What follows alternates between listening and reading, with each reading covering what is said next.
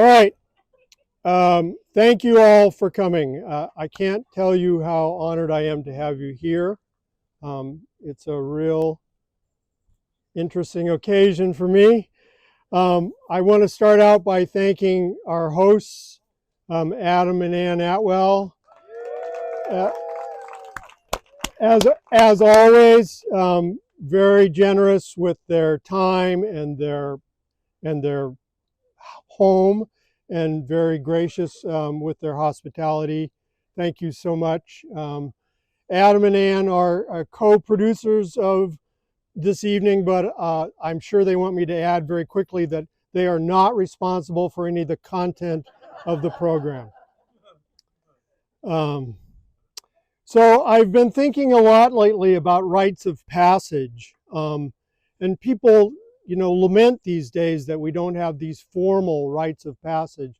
But it occurred to me that we go through them regardless of whether they're formal or informal. And the rite of passage that I've been sort of focused on lately is the one wherein I start to let go of things that used to be, or maybe even still are, important to me. A sort of physical and psychological and spiritual Swedish death cleaning, as it were. So over the years, I've told snippets of what I will tell you tonight, but the only other time that this story has been told from end to end is when I was living it 40-ish years ago. And it's my intention that tonight will be the only other time that it's told from end to end. I have actually struggled with whether or not to do this at all. I've gone back and forth, and many folks here can tell you about my internal struggles. I was worried that it was some sort of weird mashup between narcissism and group therapy, which that may or may not be a redundant phrase, I don't know. But the alternative vision that kept coming to mind was of me standing alone in my backyard with a bottle of sour brown liquor, sort of morosely tossing things into my burn barrel. And it struck me that that was a little cliche and maybe a little more conflicting or constricting than it might be if I were to share the story a little more publicly. So I hope I won't bore you or offend you too much. I hope you find a few things to laugh at or to think about, maybe an arched eyebrow or two. And I will happily take questions, but please hold them until the end. So I'm, as I would guess many of you are, I'm part of the TV generation. We started out with a little black and white. I sat at my mother's feet watching the Andrews sisters on Lawrence Welk. And as soon as we could get a big color TV, we did. And I grew up on Flipper and Bonanza and the Rifleman and Gidget and the Flying Nun and thousands of Saturday cartoons. My father was the only son of Czechoslovakian immigrants, and he was born and raised in what was then called Little Bohemia in Chicago. He was also a veteran of the Army Air Corps in World War II, and he had a lifelong interest in world affairs. So one of the rituals that was part of my household and that I shared with my father was watching nightly news each night. He was partial to Huntley Brinkley, so that's what I grew up on. But it built in me a strong interest, a foundation in what we then called civics or current affairs. So if we're talking about rites of passage, 1968 was a pretty good year that ushered in a lot of rites of passage for me personally and for the country and really for the globe. And it was beamed directly into our living room through the magic of TV. And it was brought to us by Ring Around the Collar, Nestle's Chocolate Quick, Chevrolet, Texaco, and the Uncola. The year started out pretty early, as they all do, I guess. But on January 30th, the Tet Offensive was beamed into our living room, and it graphically added that loss to what was becoming a controversial war in the US and around the world. That spring, I made my first foray into electoral politics. After school, I would go downtown and stuff envelopes for Bobby Kennedy. But being the fair-minded person that I was, one afternoon I went to the Republican headquarters and I got big headshots of Nixon and Agnew, and I took them home and I hung them in my parents' bedroom. Can you imagine waking up to those headshots every morning? I mean, they left them up for a while, so it must have been okay. Anyway, April 4th, 1968, Martin Luther King was shot. Bobby Kennedy gave a beautiful eulogy in Indiana. June 5th, 1968, Bobby Kennedy won the California primary. And June 6th, 1968, I woke up very early, so early it was still dark out, with my father's hand on his chest and his face in front of mine, saying, "Son, you'd better say a prayer. Your man's been shot."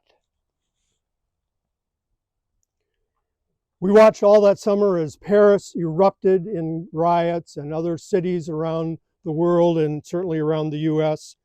And on August 20, 1968, I watched Wrapped with my father as we watched Soviet tanks and Warsaw Pact troops storm into Prague and crushing the Czechoslovakian Velvet Revolution. 6 days later, with the whole world watching, we watched riots erupt outside the Democratic National Convention, while inside, Senator Abe Ribicoff of Connecticut denounced the Gestapo tactics on the streets of Chicago, and I lip read as Mayor Richard Daley spat back anti-Semitic epithets at Ribicoff and told him to go home. October 16th of 1968, Tommy Smith and John Carlos raised their black-gloved fists and lowered their heads on the medals podium at the Mexico City Olympics in a defiant symbol of rising black power. November 5th, 1968, Richard Nixon, don't you miss Richard Nixon?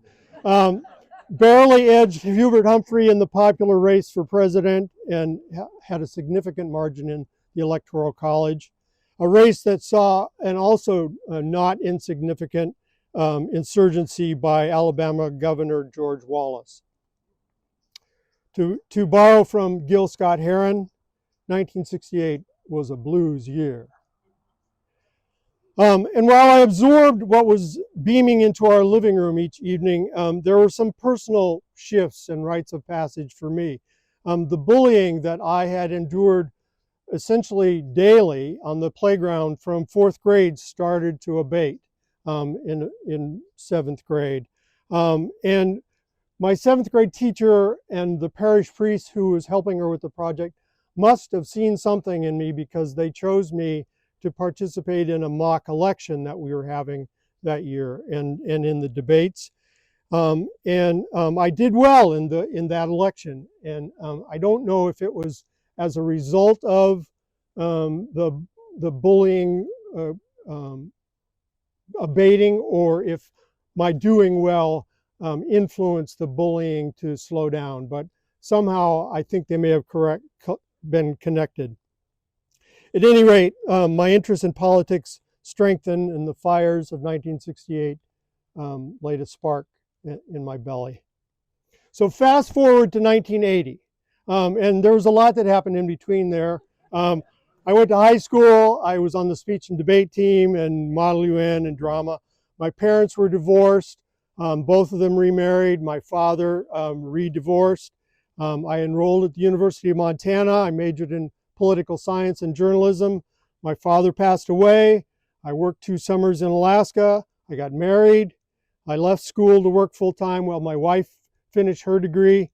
All of those are sort of important in the long arc of my life, but they don't have a lot to do with the story I'm telling this evening. 1980, I moved with my wife to rural northwestern Montana, where she got a teaching job. I got work at the weekly newspaper of record, the Sanders County. You know what? I'm going to stop right here because I just realized I forgot to say I'm a politician with a captive audience, and this goes on for about 90 minutes. So if you need to go to the bathroom, it's right in there. And if you need to get up and wander around, that's fine too. Sorry, I just realized I forgot to say that. Anyway, I found work at the weekly newspaper of record, the Sanders County Ledger. The owner and publisher was a guy by the name of Doc Egensberger. He was a World War II vet, rock-ribbed Republican, and he took a chance on me. He gave me an assignment, and I went out and did it, and he liked what he saw, so he gave me a job about 3 days a week as a writer, editor, and photographer. He paid me a modest hourly wage, and I worked about 3 days a week. The work took me all over the county, and I learned a lot. I talked with a lot of people. I attended a lot of meetings. I learned what was going on, what people were worried about, what their pain points were, what they were excited about, what the social gatherings were, and so on. And my name was in the paper every single week. In 1983, I took a break from the paper, and I went to work as an intern at the Montana legislative session. I worked for a rising Missoula Senator, Fred Van Valkenburg. Interning was a great experience. You had total access to the process, and you had zero responsibility. We sat in committee hearings, we worked on bill workups, we sat in on the debates, we did anything that our sponsors asked to do. We goofed around a lot. My friend Butch found a way to get onto the roof of the Capitol building, and we would go out there of an evening and smoke a joint every once in a while. Obviously, security has gotten a little more secure nowadays, but it was a great experience and a great education. We learned a lot about Robert's Rules of Order and the rules of the legislature and how a bill was put together and so on. So I came home with a head full of ideas and certainly a fire in the belly, but I was unsure about what to do with it, how I was going to do anything about it. And I needed money. So I went to work in the lumber mill in Trout Creek. I actually, I don't say this too loud, but I actually crossed a picket line to take the job. Yeah. Late night, yes, I know. Anyway, but I needed the money. Late 1983, early 1984, I talked with Senator Van Valkenburg. I talked with some folks here in the audience, other friends and supporters. What should I do? Should I run? Is there any there? And they generally encouraged me, but all of them said, you need to raise some money. That's the first thing. So I talked to the folks and, got positive indications there. And at Christmas time, I left the mill and re-enrolled at the University of Montana so I could complete my degree that spring. Had a gathering at my house later in the spring and just of some friends and said, I'm going to run. And I filed for the House seat just prior to the deadline and fortunately drew no primary opposition.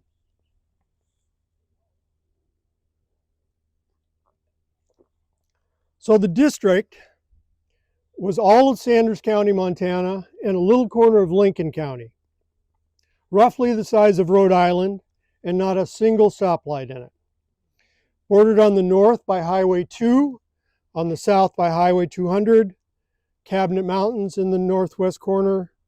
It included the Kootenai River, the Bull River, the Clark Fork River, and the Thompson River. And this is something that I always remember about that area.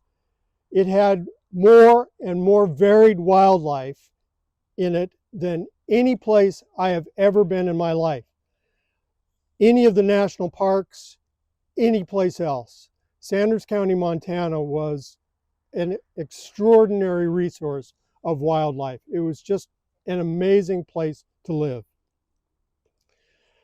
The district was similar to Montana as a whole in that it had the mountains in the west and the north, and in the east it was grassland and ag land, and it included the area of the state that was that usually had the highest rainfall, and in the eastern part, oftentimes very lowest rainfall in the state. The county seat was Thompson Falls, still is. At the time, it was about 1,500 people. Plains, a little bit further east, is the agricultural center, and out on the eastern edge is Hot Springs, surrounded mostly by the Flathead Indian Reservation, and then a few towns sprinkled here and there on the highway, mostly wide spots on the road: Trout Creek, Paradise, Knoxon, Heron. The Cabinet Mountains not only included the Cabinet Mountains wilderness area, but it also had the largest operating silver mine in the country at the time. The forests not only teemed with wildlife, but they were buzzing hives daily of logging operations everywhere. There were several lumber mills, some smaller mines, 4 hydroelectric dams, a lot of small grain and livestock operators. The U.S. Forest Service had a significant presence. Schools, churches, bars, printing shops, the kinds of things that you would associate with a far spread rural area in Montana, or anywhere for that matter. There were 9,000 people approximately in the district, give or take, and that included dope growing hippies, heavily armed ex-military vets, anarchists, John Birchers, environmentalists, back to the landers, fundamentalist Christians, Aryan Nation sympathizers, and everybody in between.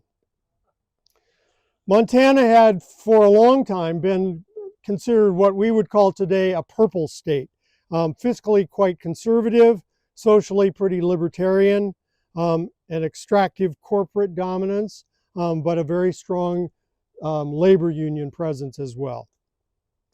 Voters typically did a lot of ticket splitting, and governing was done usually from the center writ large, no matter which party was in power at the time.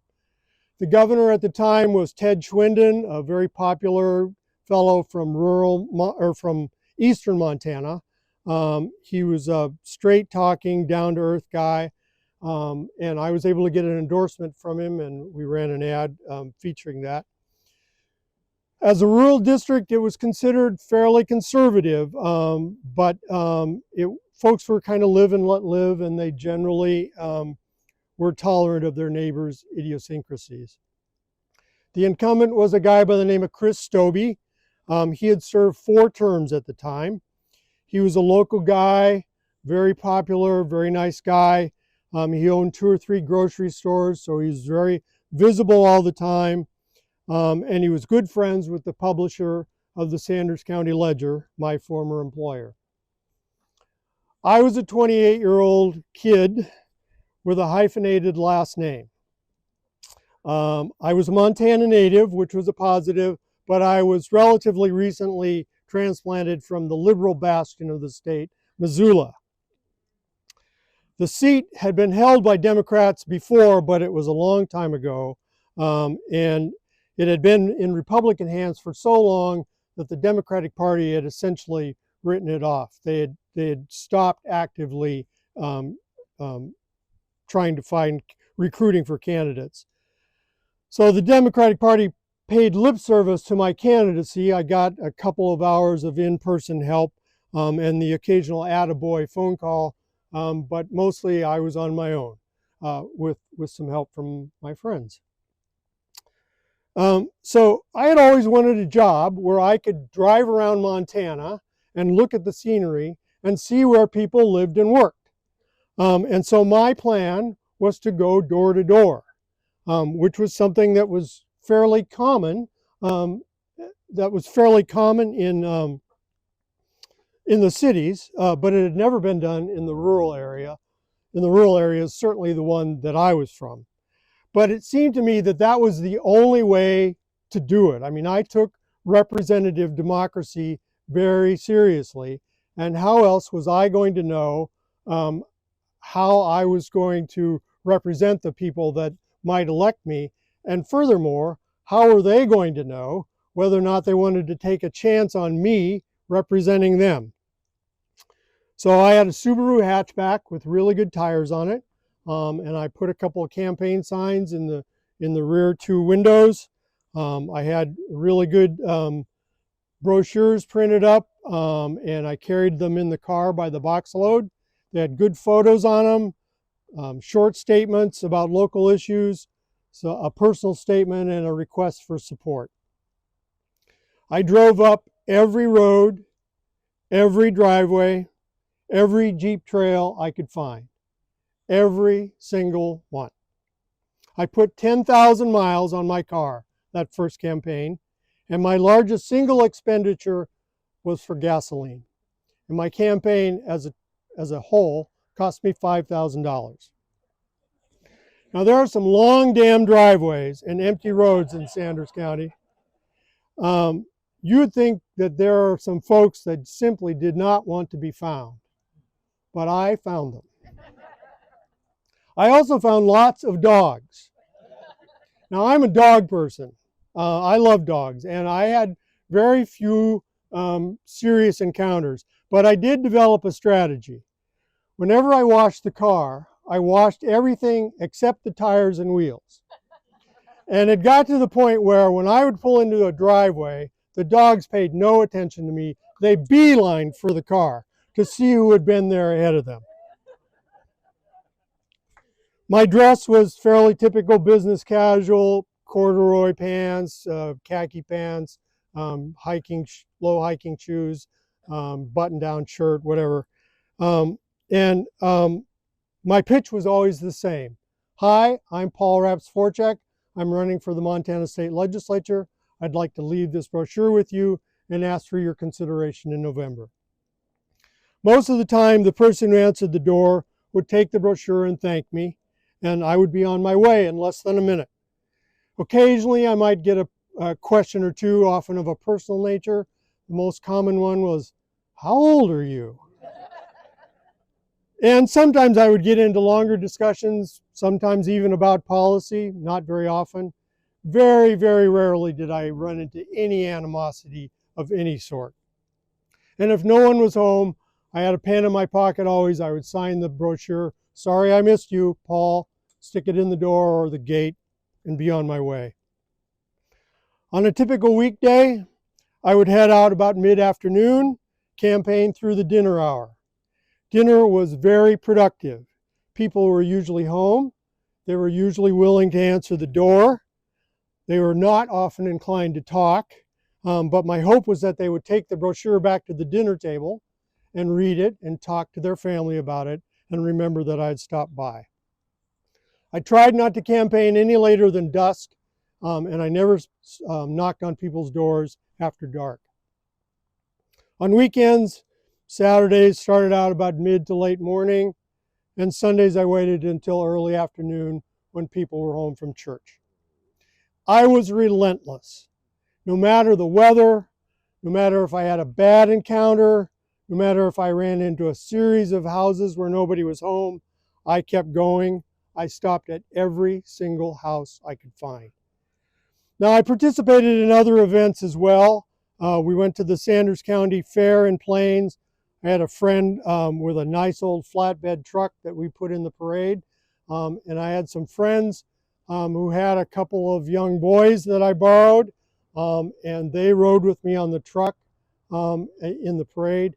And as it happens, the friends whose sons I borrowed are here, Chick and Diane Chickadell, and one of the boys is here with his wife and 16-year-old daughter.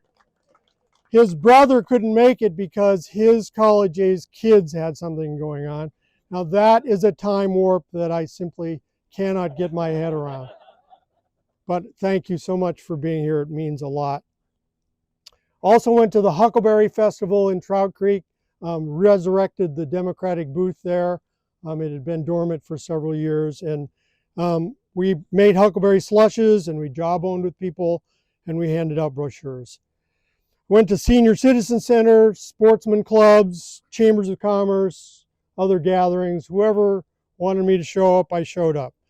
My message was pretty straightforward. I tried to be bright, be brief, and be seated, unlike tonight. I was practical and issue-oriented. I tried to telegraph that I was thoughtful and not dogmatic, and that I would do my homework. And I tried to demonstrate listening. There were 2 or 3 weekly newspapers in the district, and they all treated me pretty fairly. As the election got nearer, I increased the number and size of ads that I put in them, culminating in a 2-page center spread just before Election Day, in which I touted the miles I'd clocked and the people I'd talked to and the things that I'd learned and the doors I'd knocked on. And basically the bottom line was, Paul knows this district. To this day, oh, hello.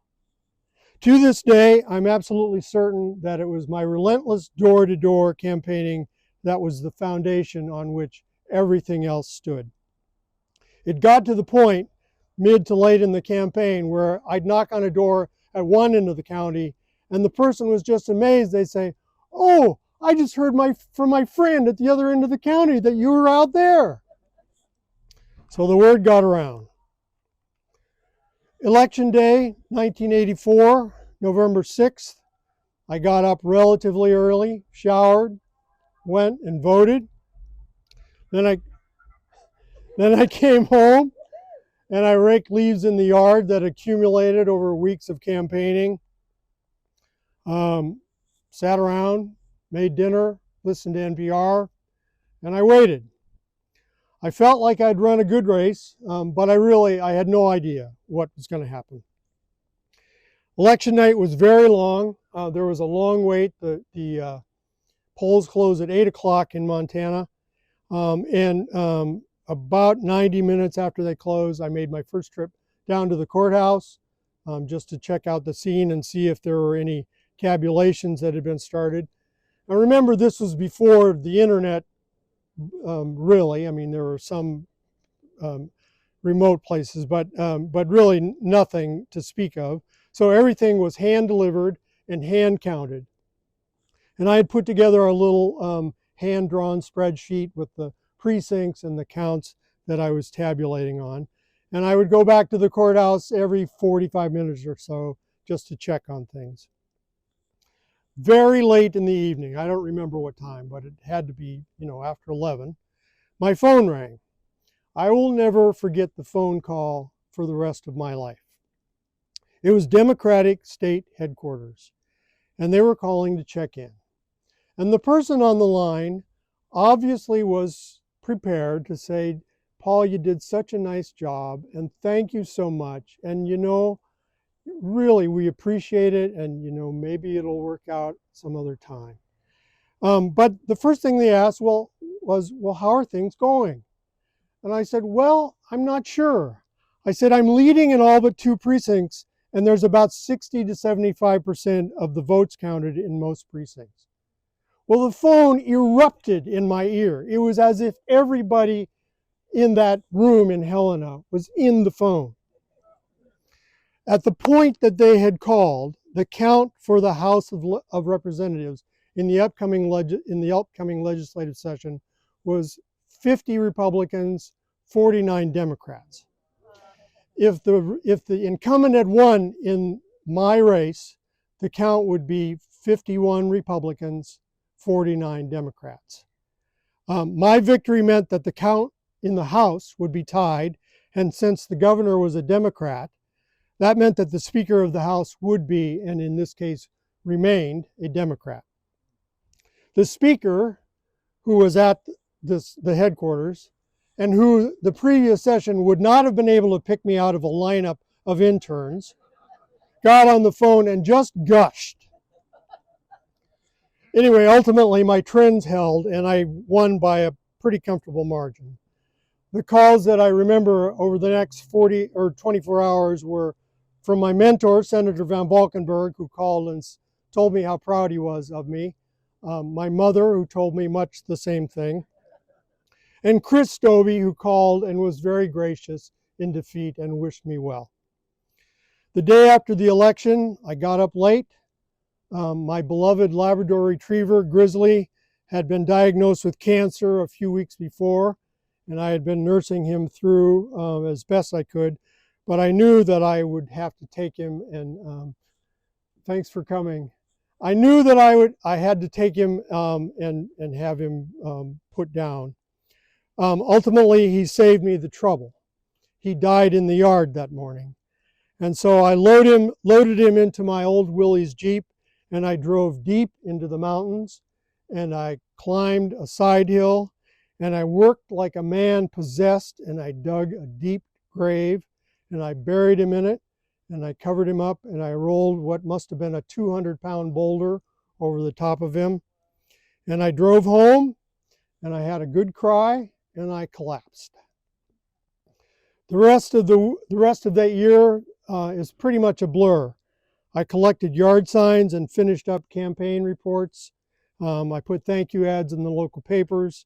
I took care of the last requirements for my bachelor's degree. I bought some dress clothes and lined up a place to live in Helena. I went to Helena for orientation and the election of House leadership and basked in the accolades that I received there, including from the party. I started doing the homework required of being an effective legislator.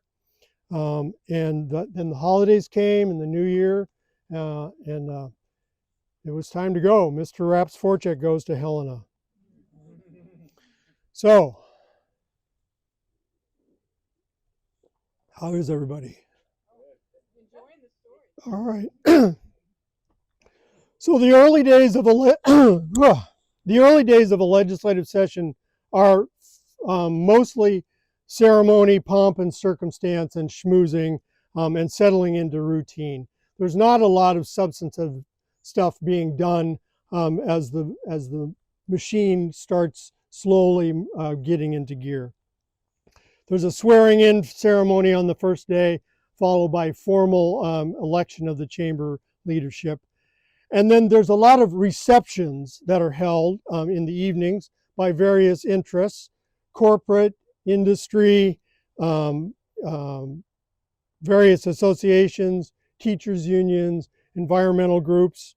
And these were opportunities to get to know each other, maybe discuss policy and politics, but mostly they were viewed, especially by legislators, as a chance to get dinner without paying for it or without cooking.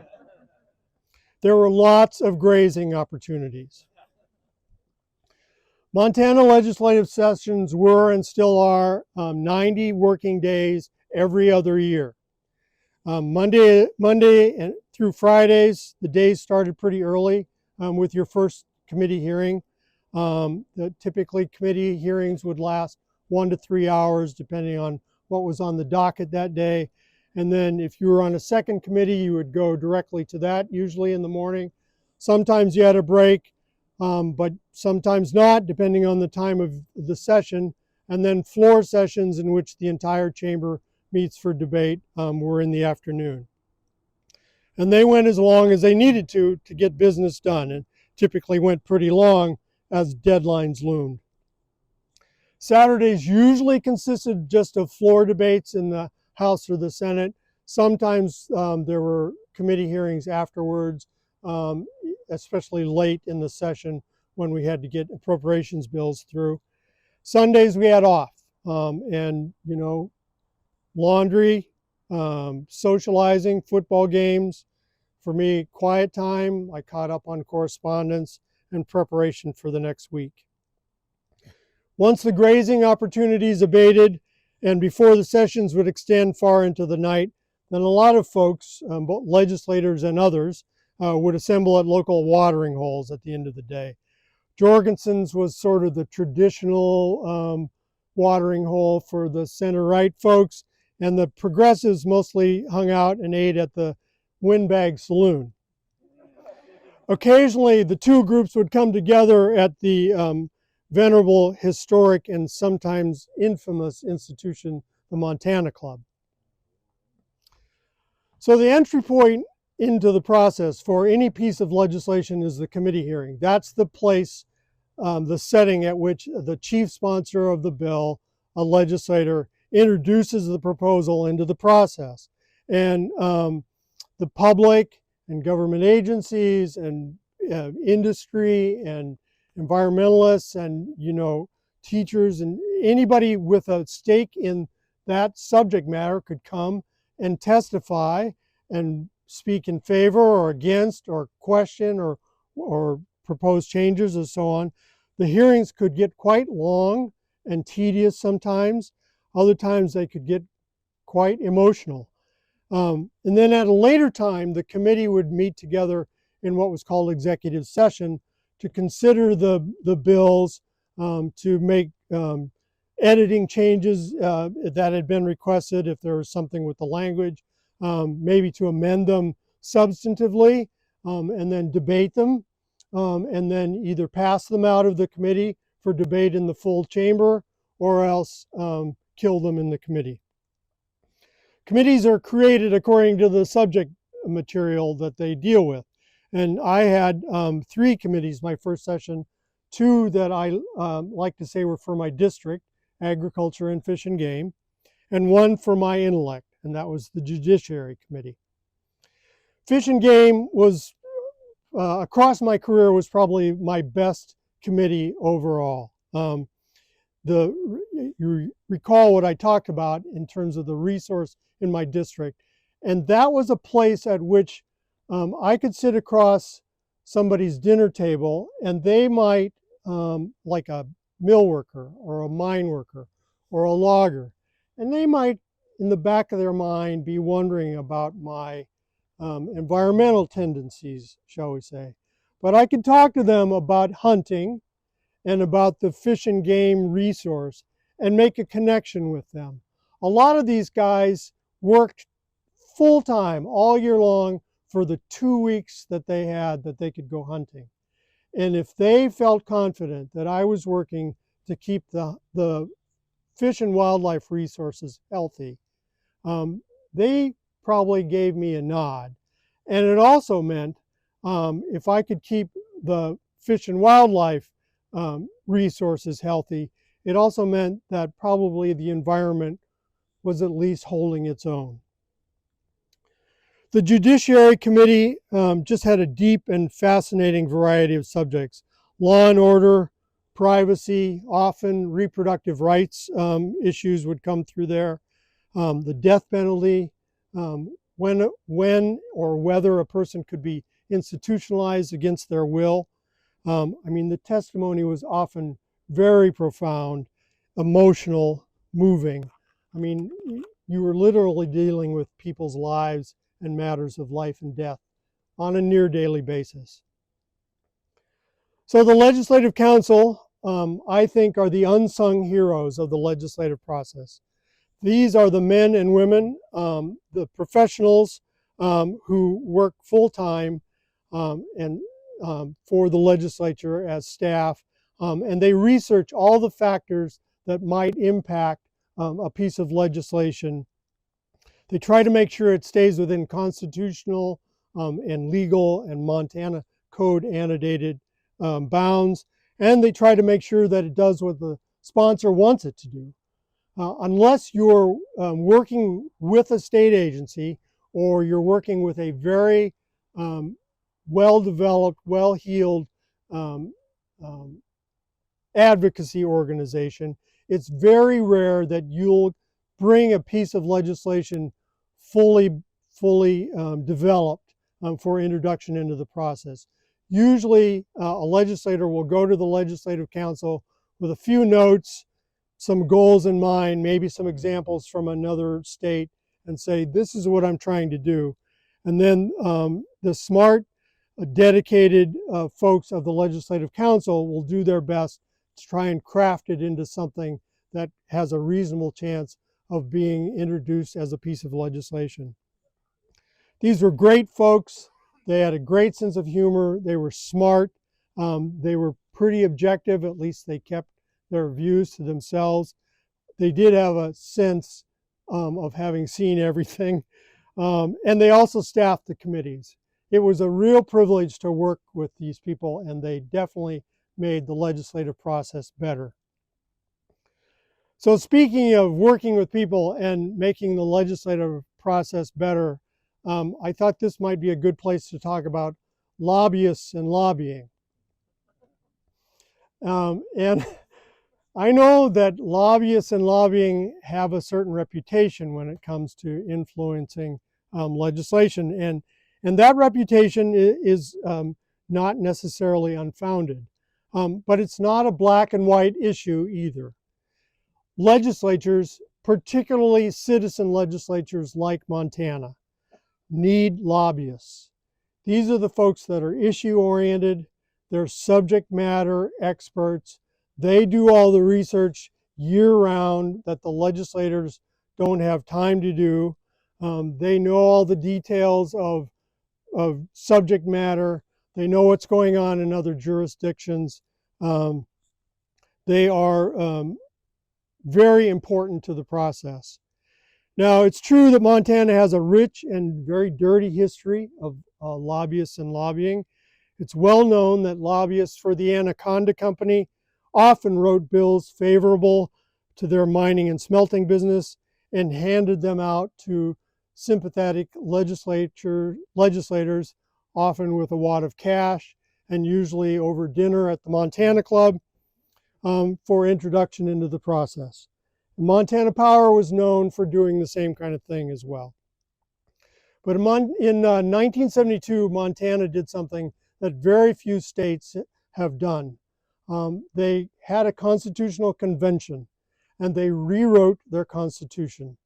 And that's a whole nother discussion.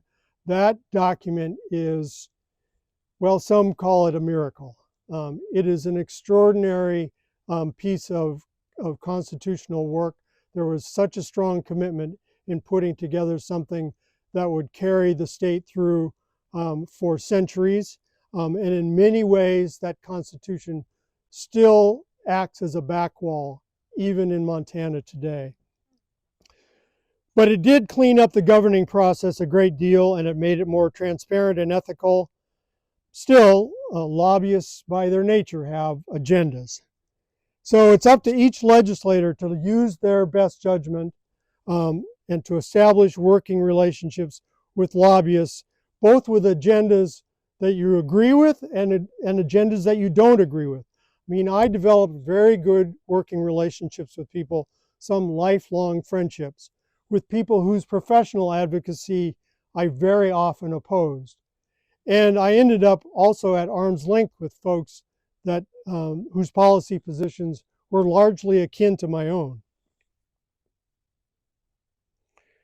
So the chamber of the Montana House of Representatives is it's an awe-inspiring room. It's huge, this huge hall, very tall ceilings, large either marble or granite columns down the outside, and this sea of historical oak desks and oak swivel chairs arranged 50 on each side of the central aisle.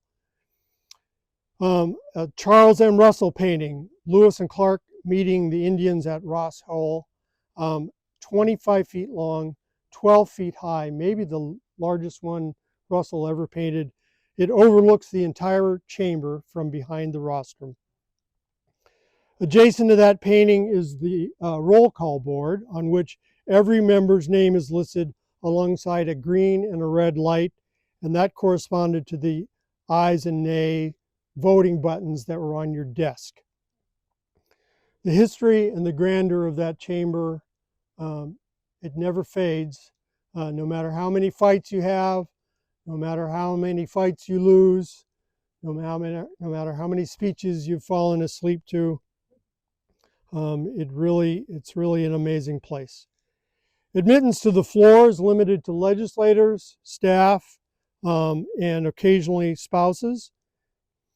Seating in a legislative chamber is a very deliberate and nuanced arrangement. There's a lot of factors that go into how it's arranged. The size of a delegation, who's in the majority party, who has seniority, what kind of alliances there are, what are the personal friendships, what are the professional rivalries, what are the open animosities, various personalities, access, if a member needs special access, those also play a role in how a member is seated. Coming from rural Sanders County, I was a delegation of one. But because my presence was an unexpected accomplishment and the Democratic leadership wanted to nurture my development, I was seated near the front of the chamber amongst some seasoned veterans, just behind the Dean of the House, Francis Bardno, and next to William Red Menahan. And I want to talk about these two guys for just a minute. Francis was this big bear of a man. He was a little stooped when I met him, but no less formidable. He had little wisps of hair on his dome, a prominent Roman nose, and fingers sort of like weathered bratwursts that he would point with when he spoke on the floor. He was born to a poor ranching family on Montana's High Line, and he was born with a very severe cleft palate. When he was young, he could hardly be understood by anyone, and he was unmercifully teased. So he took shelter in the Harlem, Montana Library. And the word is that Francis read every single book in the library. And the breadth of Francis's knowledge, and I don't know that he went much beyond 8th grade formally, but it was extraordinary. Eventually his fortunes shifted. He had an operation that made his speech a little bit more understandable. He married Venus, his speech therapist, and he became a more successful rancher. He first ran for the legislature in 1958, and he served continuously until 1994. He was assigned early on to the Appropriations Committee, which is where all the money goes, and he would often overnight in the committee room where he pored over every line item of the state budget. He chaired that committee 10 times in his career, and he forgot more about state budgets than all the professional staff, the lobbyists, and the other legislators combined. Francis was a fiscal conservative with a heart of gold. Red Menahan was an Irish-American teacher from Anaconda. He also served 30 years in the legislature. By the time I met him, Red's formerly red hair had turned white, but his face was often some shade of red, usually with laughter, sometimes with anger, and sometimes as a result of a dram or two of something a little stronger that he kept in the desk drawer on the House floor. Red also served on the Appropriations Committee. He was a tireless advocate for workers, teachers, unions, and the less fortunate. When I received my seating assignment, I was told that my job was to listen and to learn as much as I could from both of these guys, and to do my best to keep Red in his seat when he was fuming at what some witless Republican from Billings had just said. And I can't say that I was all that successful in that endeavor. But I did learn a lot from these two fixtures of the Montana legislature, both gone many years now. So immediately behind me was arrayed the rest of the Butte Anaconda delegation. Now, in case anyone here is not aware, Butte, America was once called the richest hill on earth. And it was called that because of the wealth of copper and silver that was mined underneath it. At one point, it had a GDP that rivaled coastal cities on either coast in the late 1800s and early 1900s. Anaconda, Butte's dirty little cousin just down the road, was where the copper was mined, that Butte where the copper was smelted that Butte had mined. They were both rough and tumble towns, and there was strong rivalry between them. They were both very strong Union towns. In fact, the Wobblies had a major presence in Butte during their heyday. And they were both very fiercely proud of their diverse immigrant communities. I mean, just listen to some of these names. Joe Quillisi, Italian-American glass business owner. Nancy Keenan, Irish-American teacher, eventually became superintendent of public instruction. Bobby Pavlovich, a Polish-American tavern owner and prankster. He never met a gambling opportunity that he didn't like, and he never met a gambling expansion proposal that he didn't like either. And Fritz Daly was a pugnacious little Irish-American teacher and union member. In the legislature, the Butte Anaconda delegation was a united force to be reckoned with, and they were always ready to rumble. Other delegations had their own casts of characters and reputations, some earned, some unearned. In spite of some of these unruly characters, the House almost always maintained decorum. It was governed by Robert's Rules of Order. Debate and questions were directed through the chair, time limits on speeches, and there was respect for the office, if not the office holder, when you were engaging in debate on the floor. Now, working knowledge of and judicious use of parliamentary procedure could be an advantage. I once used parliamentary procedure to kill a bill on the House floor that had been passed by the Judiciary Committee. It would have allowed local law enforcement agencies to get wiretap authorization if they thought a property crime had been committed of a value of $250. So my parliamentary maneuver and invocation of Big Brother swayed enough votes from both sides of the aisle to kill that bill, which is an early floor victory for me. But remember, I was one of the youngest members of the chamber, and it was an evenly divided House. I was a freshman member, and that's the time at which you're most vulnerable to drawing opposition the next time around. So if I wanted to do my job well, I had to be, and if I wanted to be an effective legislator, if I wanted to get anything done and establish credibility, I had to do my homework, I had to pick my battles carefully, and I had to reach across the aisle and build relationships and alliances with members of the opposite party. I think my homework and pragmatism and bipartisan efforts paid off.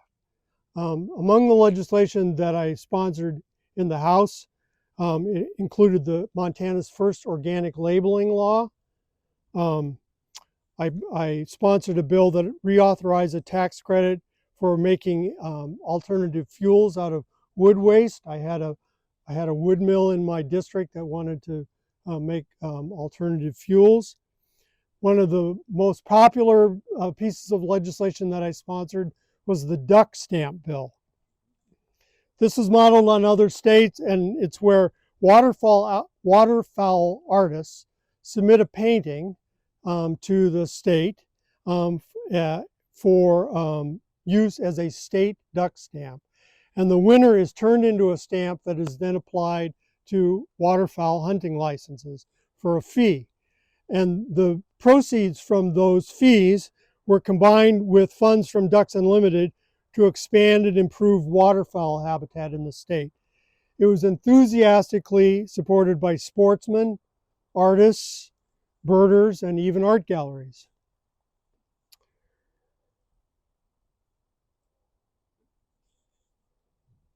Probably the most controversial piece of legislation that I proposed in the House came out of what was at the time referred to as the farm crisis.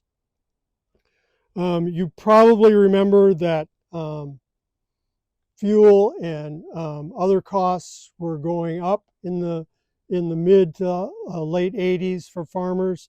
Commodity prices were down and falling. Farmers were borrowing, going deeper and deeper into debt, but they weren't making any profits. All across the country, banks were foreclosing, and there were horror stories of families losing farms that had been in their families for generations. And oftentimes, the properties were transferring to banks or other corporate entities. So I dropped a bill in to prohibit corporate ownership of farmland in the state of Montana. The hearing, we had to get a big room for the hearing. A lot of people showed up. It was big, diverse. We had individual farmers and ranchers show up. We had farm advocacy organizations that showed up on both sides of the issue, depending on what their members wanted. The bankers, of course, opposed it. We had a huge number of Hutterite and Mennonite elders show up. Now, this is a rare occurrence to see all these bearded men in black hats, black coats, black Carhartts, black shoes, white button-up shirts show up in the halls of the legislature. And they were there because, and I didn't know this, they often held their farmland in corporate structures, as did many family farms. They owned their farms in corporate structures. So, and I should add that many of the Hutterites and the Mennonites were Francis Bardeno's constituents. So you can bet I heard about it on the floor from Francis. But it was an early lesson for me on unintended consequences. And so in an executive session, I worked very hard to make it clear that I wasn't trying to prohibit these kinds of organizations from owning farmland, but that what I was trying to do was keep banks and finance organizations and so on from holding farmland in Montana. I knew it would be a close vote. I went to a conservative Democrat on the Ag Committee, Gay Holiday, and I asked her for help getting it out of the committee. She was quite reluctant to do so, but ultimately she did, and we got it out onto the floor. And boy, did the bank lobbyists scurry then. In fact, I had one Democratic legislator come up to me just before we debated the bill, and he said, "Paul, I'd really like to vote for your bill, but my banker says I shouldn't." And I said, "Rex, I fully understand. You need to do what you need to do." I said, "Don't worry about it." Ultimately, the bill was defeated, as might be expected, but what it did was it heightened the issue, and we were able to get an interim committee formed that met all across the state of Montana over the next 18 months in agriculture committees. I got to sit on that committee, and we learned a lot about producers on the ground and what was happening in these communities and how the state might be involved in helping to take care of things. So in that sense, I felt like we had done good work. How's everybody doing?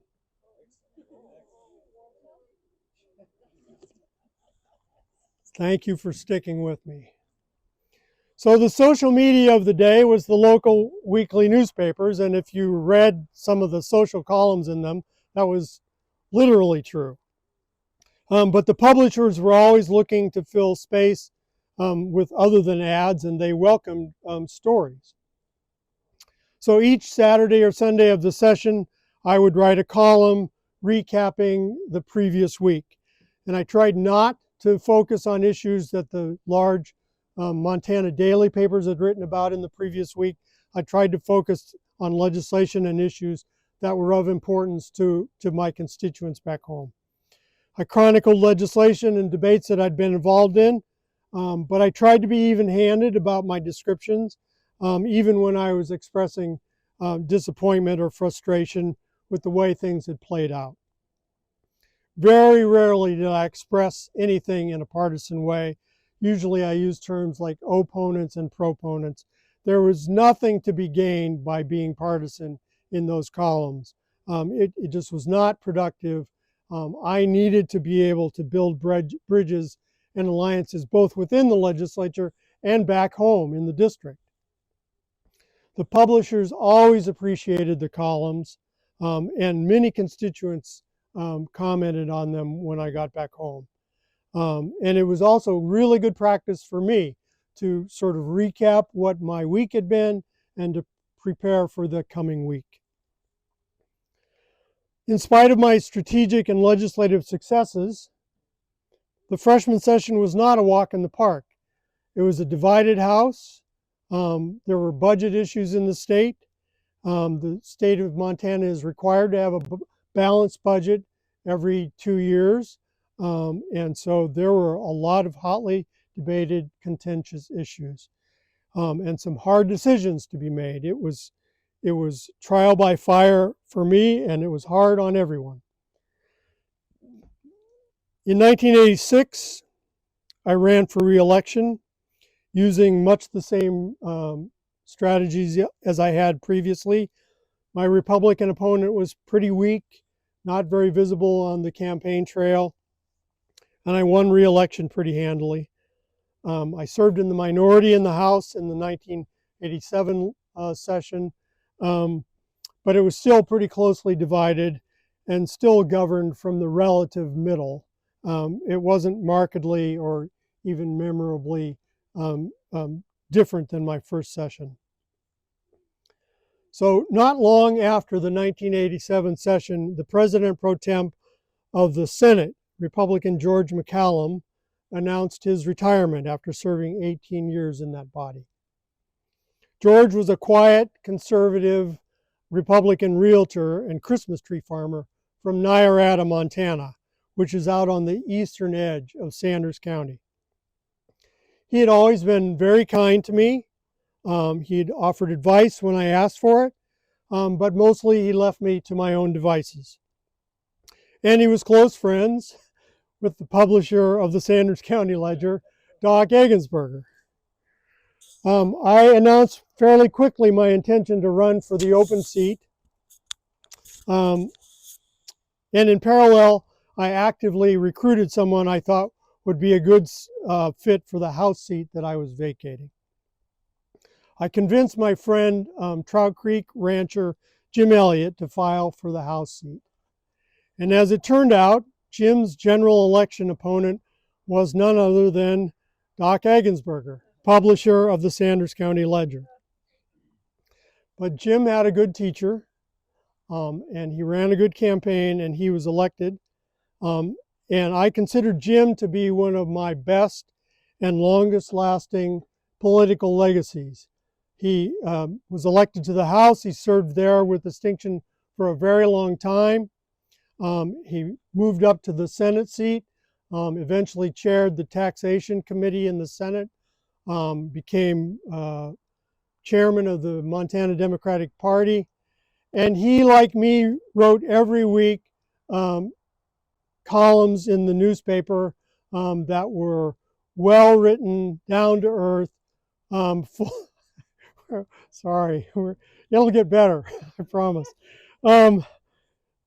Just full of really good common sense observations. And he's still writing to this day in Montana independent media. So if you have any curiosity at all about alternative voices in Montana politics, I encourage you to look up Jim Elliott. Anyway, I sweated out the filing deadline, and fortunately I drew no primary opponent. The Republicans actively recruited to find someone to run against me in the general election. I remember one afternoon I spotted Jack Galt from Martinsdale. He was the Republican president of the Senate, standing on the corner in Thompson Falls, looking up and down the street like he was looking for someone. Eventually, a ranch owner and teacher, a woman by the name of Mary Nagley, filed for the seat. Mary was a shy, self-effacing, really lovely person. She and her husband Don had supported me in my 2 House races. The district roughly doubled the geographic area of the House district. It took in all of Mineral County, all the way to I-90 and a little part of Missoula County. So if you've ever driven from here to Missoula, you've driven through part of my old Senate district. Mineral County had essentially the same demographics as Sanders County. I wasn't well known there, but it was certainly familiar to me. Maybe had a stoplight or two, I'm not sure. I ran the campaign much the same way and put a lot more miles on my car, spent more money on the campaign, still relatively cheap. And the winning strategy worked again. I won the seat pretty handily, but it came at a pretty high personal cost. That summer, between the primary and the general election, my wife quietly packed up and moved to Seattle, where she had found a teaching job. She had grown tired of the constraints of rural Montana, and we had had some personal difficulties as well. We said that we would stay together in a long-distance marriage. That commitment frayed pretty quickly, but I had now had a 4-year term and 2 legislative sessions during which I could continue to build my political career in Montana. Now, like most upper legislative bodies all over the world, I think, the Montana Senate takes itself very seriously, certainly much more seriously than it takes the House of Representatives.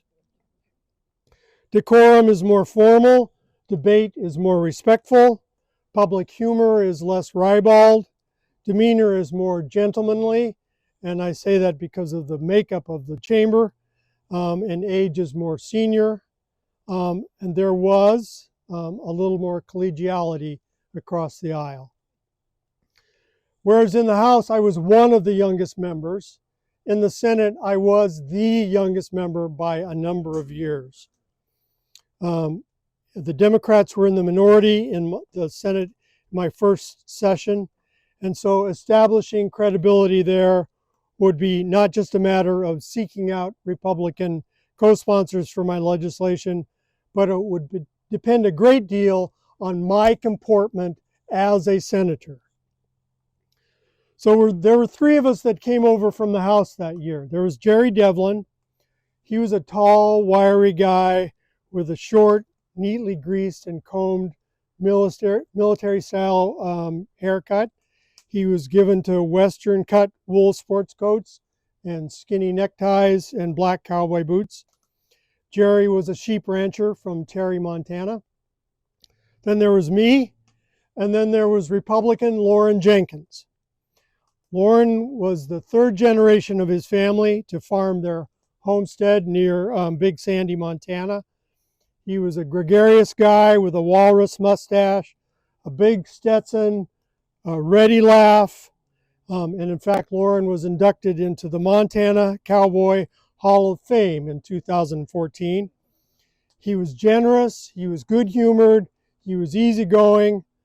I won't say that Lauren was simple, but he was used to a handshake and a laugh and a slap on the back as a good way to get most things done, and he sort of approached legislating that way.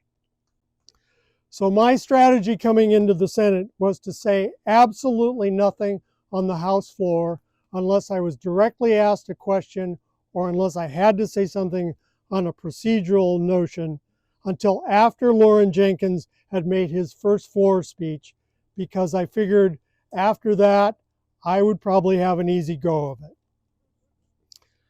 And it took a while. I was actually starting to worry that I might have to forego my strategy. But sure enough, Lauren delivered. One afternoon, he had a bill on the floor. I honestly don't remember what it was about. It was a simple thing, what was typically called a housekeeping bill that legislators are often asked to shepherd through the process.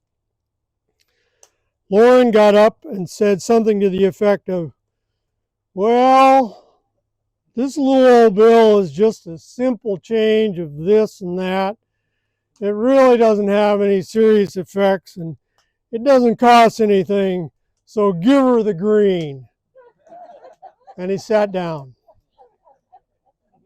Poor Lauren.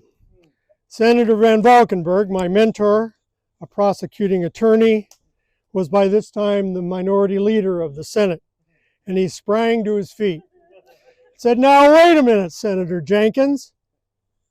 Just your word and give her the green might be good enough in the House, but we take things a little more seriously here in the Senate. And he proceeded to pepper Lauren with all sorts of questions about this bill, which Lauren was ill-prepared to answer. Ultimately, the bill, of course, passed easily, but it was a rather easy glide path for me to establish a credible presence in the Senate after that. But I wasn't sure my strategy had worked until several weeks later. I tromped in from a bitter cold blizzard early one morning, and I stopped to check my mailbox on the ground floor of the Capitol. Arriving at the same time was Senator Matt Himzel, a Republican of Kalispell. Now, in my view, Senator Himzel always resembled a sandhill crane. And I mean that respectfully. I love sandhill cranes. They're very stately birds. He was very tall, very thin. He had a very angular face, graying hair, and wide, frameless glasses. He was a banker by profession, and he was generally very quiet on the Senate floor, but he was very thoughtful and highly respected. And on the rare occasions that he did get up, his words carried weight. And if he got up in the Senate and he spoke against a bill that you happened to be carrying, the odds were high that that bill would not pass that day. In fact, there was a phrase for it. You just got Himzeled. At any rate, I greeted Senator Himzel that day, and he looked down at me. I mean, he was much taller than me. Through those big glasses, he said, you know, I had heard that you were just wild in the House. There was a long pause, and he said, but I think you have conducted yourself very well in the Senate. Deep breath and a swallow, and I said, thank you very much, Senator Himzel. That means a lot coming from you. So I did indeed mature as a legislator during my tenure in the Senate. I was asked to join the Legislative Audit Committee, which was by invitation only, and it was usually recruited among people who were known to have serious reputations, someone who did their homework. In the second term, or in the second session of my term, the Democrats had the majority, and I was elected Democratic Whip, which is the third highest office in the chamber by my peers. And I served alongside my mentor, Senator Van Valkenburg, who had been elected president of the Senate. Joe Mazurik was majority leader. He went on to be Attorney General of the state. And as the whip, you're the eyes and ears of the leadership. Basically, I did the same thing I did campaigning. I wander around and I talk to people. How are you feeling? What's going on? What are you working on? What help do you need? All these kind of things. Is your seating okay? Are you warm enough? Are you getting fed? What can we do? And I sat in on strategy meetings and I took care of head counts. It was a very good education. The legislation I was involved in also became more consequential. I helped to pass the Stream Access Bill, which codified public access to recreational streams in the state of Montana. That was a very controversial and contentious bill and long-lasting in its impacts on people's access to the rivers and streams of the state of Montana. I helped pass the Flathead Reservation Water Compact Bill, which basically set the guidelines for the water rights negotiations between the Flathead Native American tribe and the state of Montana. If that legislation had not passed, the state and the tribe would probably still be litigating the water rights on that reservation. As one gets more experience and credibility as a state legislator, the agencies will start coming to you and asking for your help to carry large pieces of legislation. And because I'd been such a strong advocate for fish and wildlife issues my whole career, the department came to me and asked me to carry their big omnibus bill, which they put in about every 5 or 10 years. And it revised all sorts of hunting and fishing regulations. It changes licensure procedures. It usually increases license fees, deals with out-of-state hunters, outfitters, things like that. It was a big deal. It drives both policy and revenue for extended periods for the department. The department did their homework. They talked with a lot of organizations ahead of time and a lot of legislators. Most sportsmen's organizations came in and testified in favor of the bill. This is very common. Sportsmen were generally supportive of the department because they had a reputation of managing the resources and the recreational opportunities well. There were some folks that testified against it just on general principle of increasing license fees anytime or giving hunting license to any damn out-of-stater. And we did what we could to fix the bill and make it better. Ultimately, we got it through the Senate pretty easily, and we had a good hearing on it in the House Fish and Game Committee. And then each chamber went on to other things. We had the transmittal deadline coming up. So once we got it across, then there were other things to work on. But several weeks went by and nothing had happened with this bill over in the House. And the department was getting a little nervous. They were also working on their budget at the time, and this bill was going to drive the revenues for that budget, so they needed to know what was going to happen. So I went over to the House to try and find out what was going on with the licensure bill. And I found out that Representative Fritz Daly and a few of his Butte and Anaconda colleagues had problems with the bill. And basically, they didn't want the department to have this pot of money to work with. But when I asked about specifics about what we might do to work things out, I wasn't given any specifics. I was just stonewalled. Now, there's a certain gamesmanship that goes on in legislating, and I haven't talked about it much tonight. And that's because, I'm not real keen on it. I'd rather have a piece of legislation rise or fall on its merits and the arguments that you make and so on. But not playing the game and not knowing how to play the game are two different things. And I definitely knew how to play the game, and I was ready to rumble at that point. So about this same time, Representative Daly had a bill to expand gambling, and it happened to be assigned to the Senate Judiciary Committee. And they had a big hearing in the committee. It was a notion that was true to Representative Daly's and the entire Butte delegation's hearts. It was an opportunity for revenue for a lot of casino owners and tavern owners and the like, and for state coffers for that matter. So after the hearing, but before we went into executive session, I went around to every member of the Senate Judiciary Committee, and I talked to them individually, quietly, and I told them what my plan was, and I asked them if they were okay with it. And every one of them, mostly with a bit of a smile on their face, said, yeah, go ahead. So not long after that, I went over to the lobby of the House, and I called Fritz Daly off the floor, and I got right in his face.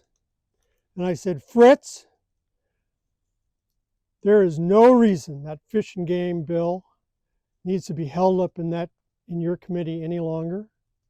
I said it needs to be pulled out and passed from the committee and sent to the floor. And your gambling bill is going nowhere until my bill comes out of the committee. Fritz looked at me for a long time and didn't say a word. I walked away. Not long after that, the licensure bill was passed out of the House Fish and Game Committee and passed out of the full House and sent to the governor for signing. A few days after that, the Judiciary Committee went to take up the gambling expansion bill, and the committee chairman asked me if it was okay if we considered it. And I said, Mr. Chairman, I'm happy to discuss this bill. So the other piece of legislation that I want to talk about in my Senate career was probably the toughest fight that I had my entire career, certainly among the most emotional. A little bit of background, some of it would feel familiar today, but there was at the time an obstetrics crisis or an obstetrics desert in much of rural Montana, as there was across the rural country. In my area, some women had to drive over 100 miles just for obstetric care or to give birth. Some couples couldn't afford this care, and some worried about the dangers of the drive along those narrow roads in Sanders County. And some, for personal or philosophical reasons, didn't want to give birth in a hospital or a clinical setting. In fact, I had some friends who delivered their own children on the floors of their living room, in front of their wood stoves, or in their own bedrooms. Many of these couples turned to lay midwives for assistance, but these midwives operated in what was at least a gray area legally and probably completely outside the law. So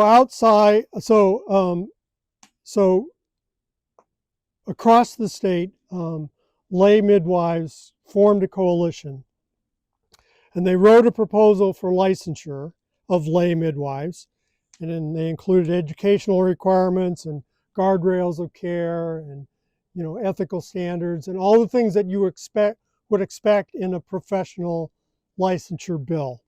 And they hired one of the best lobbyists in the state of Montana, a former governor's attorney, a Helena attorney by the name of Mona Jameson, and they asked me to be the chief sponsor of the bill. Now, as you might imagine, the traditional medical establishment, led loudly and forcefully by the Montana Medical Association, fought the bill bitterly from before the first hearing. There were medical horror stories, there was insurance fear-mongering, there was excuses about the lack of traditional care within reasonable distances, there was derision, there was arrogance, there were some very angry exchanges with physicians in my district. Some came to us with very legitimate concerns, and we did our very best to incorporate those concerns into the bill. There were enough areas across the state, both rural and urban, in which midwives had practiced and had had good results, that they had a patient base that was willing to advocate, and they came to Helena. And they had Mona, who took absolutely nothing to chance when she was working on a piece of legislation. Mona was a force of nature. The votes were very close all the way through the process, but the bottom line argument was that these people are going to continue to have lay midwives at their births, whether they were regulated or licensed or legal or not. And the midwives themselves are asking to be regulated. So if that's your choice between regulated, licensed midwifery and midwifery without any regulation at all, if that's your choice, which is better for the births and the women in Montana? And that's the argument that held sway. And ultimately the bill passed and was signed by the governor. So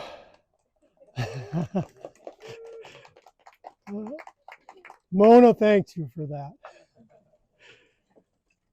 At the end of the legislative session, I was appointed chair of the Interim Committee on Workers' Compensation, which sounds really boring, I know, but it was a really serious issue for a lot of people in my district.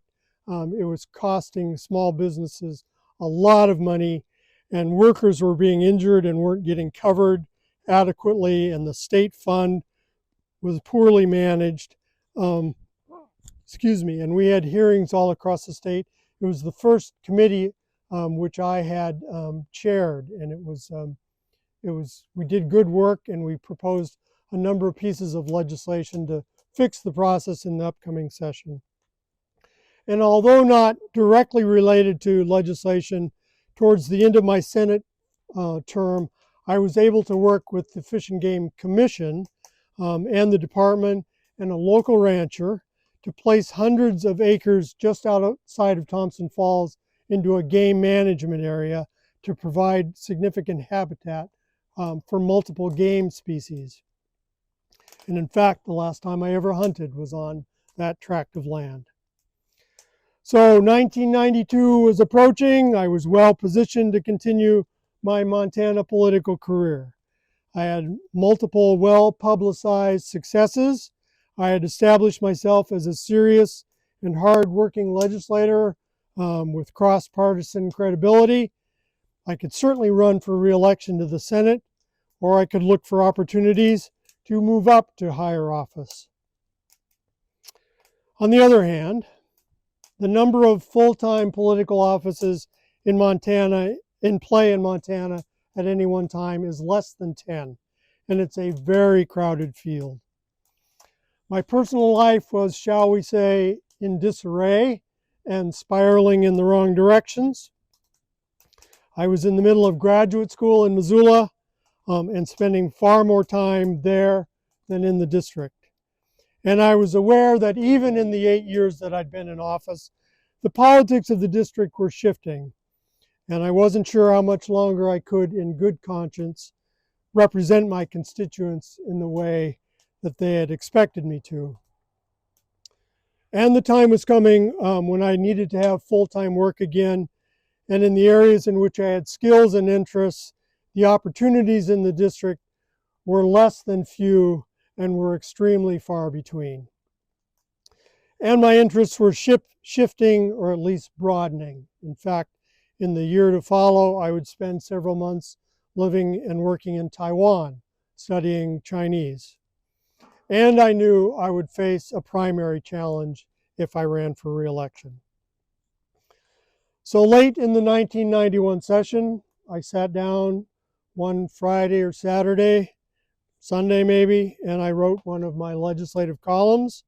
And this time I provided a copy to a couple of the statewide reporters with whom I had good relations. And I announced my decision not to run for any office in the coming cycle. I thanked my constituents for their time, their consideration, their patience, their ideas, their criticism, their friendship, and their support. And I wrote that I didn't think it was for me to judge whether or not I had done a good job in the legislature, but I did feel that I had kept the first promise that I had ever made to them, and that was to listen to them and to work as hard as I could to represent them in Helena. I close by saying, and this is still true, that my time in the Montana legislature was one of the most significant experiences of my life to date. I cleared out the small place I still had in the district, and I moved to Missoula full-time. I focused on doing well in grad school, and I worked as much as I could on the gubernatorial campaign of Dorothy Bradley, one of the finest, smartest, most thoughtful people and legislators I ever had the privilege to work with. I also conveyed to her early and often my desire to be her director of the Department of Fish, Wildlife, and Parks when she was elected governor. She ran a great campaign, but she very narrowly lost to the popular Republican Attorney General, Mark Roscoe. And with that, my Montana political career came to a quiet end. To this day, I'm proud of what I accomplished and the people I met, and I'm grateful for the experiences that I had. It's a very heady thing, gaining that kind of visibility and success and power, especially at a young age. It gave me a confidence to handle all sorts of situations and challenges in ways that I would not have otherwise had. But it also spoiled me in many ways, and coming back down to earth in situations where I did not wield the kind of sway that a sitting senator has was, and in many ways still remains, a very difficult lesson, many times over. But I don't regret getting out when I did. I cast about for a while. I had some emotional and behavioral cleanup to do. I met new friends and colleagues. I started traveling more internationally. I met and relentlessly pursued the lovely Miss Adrian, who ultimately took a chance on me and has been my one true thing for nearly 30 years. And she and I moved to Seattle together to co-create a new life chapter. A fellow Vashonite took a chance on me and ushered me into the outdoor industry, where I worked many years with smart, and creative people, and I built a whole new skill set and created rich cross-cultural experiences and many friendships.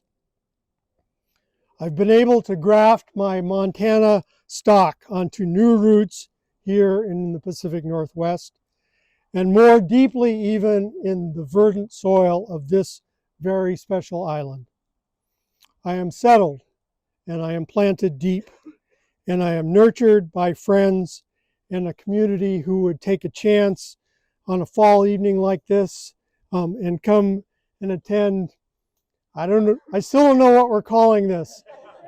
Adrian called it last night, you've got to get it out of your system. Adam called it Paul's Chautauqua. And lately today I've been thinking that it's sort of like low rent dinner theater.